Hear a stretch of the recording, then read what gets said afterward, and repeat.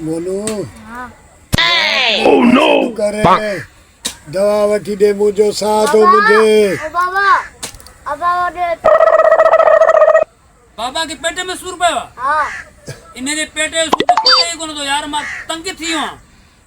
छलन ना जमीन दे कम ते निकरा तो इन्हें के पेटे में सूर पए तो यार बस अल्लाह ते छाए बाबा यार खुदा जो कसम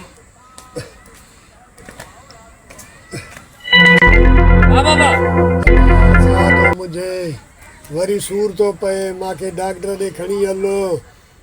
दवा वठी दे उम्र सारी 6000 जी हुआ उछलूं अब आउआ न लगी न पुत्र नथी लगे दवा मां छा क्या खावा तो सूर वधी हुआ मां जो जमींदार बाबा कोने आजो तो रोज रोज मां ठीक दवा वठी जा यार खुदा के मन चिपड़ी करे सुम आराम कर अब आ दवा में पैसा प्यान घर तू घरों घुराए मां के दवा वठी दे सिकंदर डॉक्टर कोने जी लगदी आ सिकंदर डॉक्टर हाँ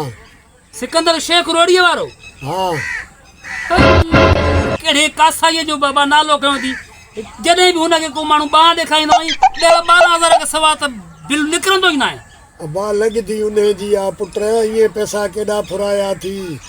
नथी लगे बाबा हाणे खुदा खुदा के मन में बाऊ तो बधाए घड़ी सवा आराम कर बाकी वेण दे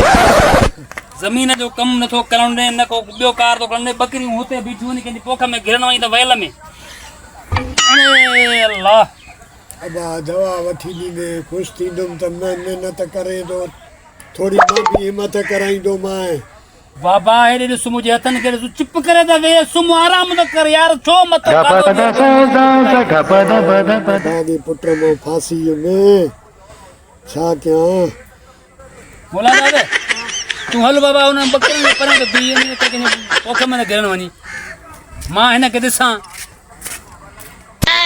Oh no! दा छत्ता वादा छत्ता अचो दा अचो कड़ो हले आजो बाबू हले आजो अस्सलाम वालेकुम वालेकुम सलाम खुशो अदा बेरा सलाम मदीने बारी मदीने सलाम खुशो जो पुराना जो खैरा खुशा खुश कुराड़ो खुश का थिया कुराड़ो बीमार मरे दो रोज दवा 7000 8000 ई दवा वठी वठी मां तंग थियो यार छता छा थियो थसे उम्र सारी भी खाई वई यार खबर ही कोन दी पे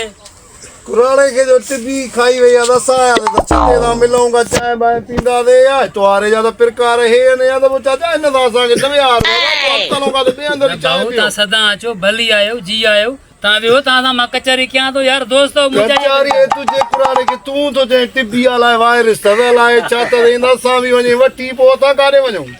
मुजा बाबा सा को होटल दे हलो ते चाय मां उते दा पियो हिते कोन वेंदा दे यार पिया मुझो मान के भला घर में कढी छा पी भी तू जो असा जो पी ना हल तो दे चाय होटल दे पियो आली इलाज तक कराए से अरे भाऊ मुखो न पूछो ये सूर न पूछो मां पूरा अडे 3 लाख रुपया लाए चुको आन जे इलाज ते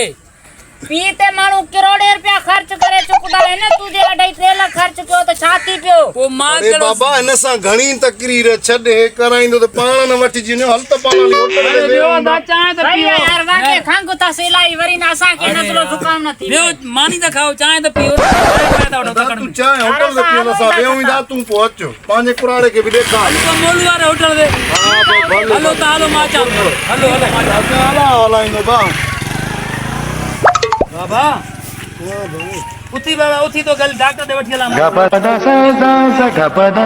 हेलो बाबा डॉक्टर सिकंदर को तो के जो 10 सुई दोणा है 10